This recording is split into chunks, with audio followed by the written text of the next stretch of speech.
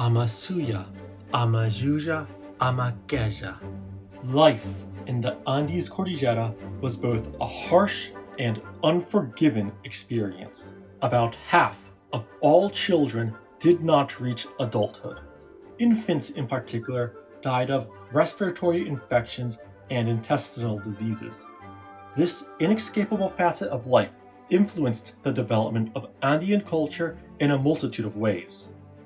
Families of the Incan Empire minimized their social investments made with their infants to soften the pain of loss. In fact, babies weren't even considered fully human for the first 2 years of life.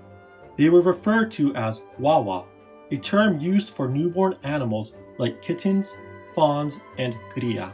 Now, that is not to say that the Inca neglected their children. No, while Incan mothers did refrain from holding their children, even when nursing them, they did this to train them to be strong. Furthermore, they essentially had them strapped to their bodies during those early years. This all changed around the age of 2. Children were weaned and underwent the Rutuchikuy, a ritual where they were officially named and formally introduced to their aju, the kin and social allies with whom life's labors would eventually be shared. When a child came of age, the family selected a day for the ceremony and notified the relatives of the child's mother and father. Festivities began with drinking and dancing, after which the members of the child's aju would rise and promise gifts of cloth, wool, and herds of llama or alpacas. The sort of gifts received depended on the child's social class. Fanciful gifts, such as silver ornaments or herds of animals, were something members of the nobility would receive. One important aspect to the Rutuchikuy involved cutting off locks of the child's hair and trimming his or her fingernails with a flint knife. The child's eldest and most respected uncle would go first, and the ritual ended with the father shearing off any hair that might remain. Although, depending on the aju's traditions, that first uncle might have had the honor of cutting away the child's hair and trimming his or her nails solely to himself. The cuttings of hair and nails were not simply disposed of. Casually doing so was considered dangerous, for they were believed to be connected to the owner's essence.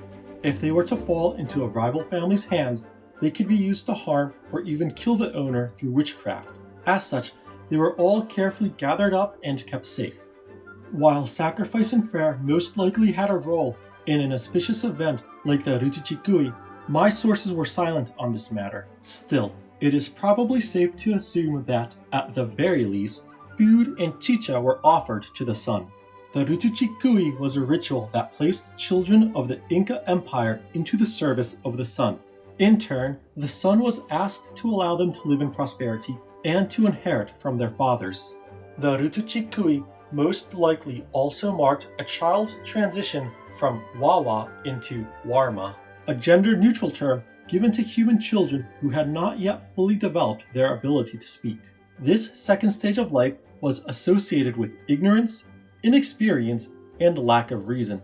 However, children who had undergone the Rutuchikuy were now ready to overcome these conditions by mastering language, learning to perform their gender roles, and observing the relationships within their aju. Now, there is one last thing to keep in mind.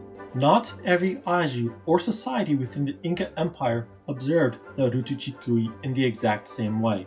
Different areas would have their own variations and understanding of the ritual. Some might have followed a different but similar ceremony altogether.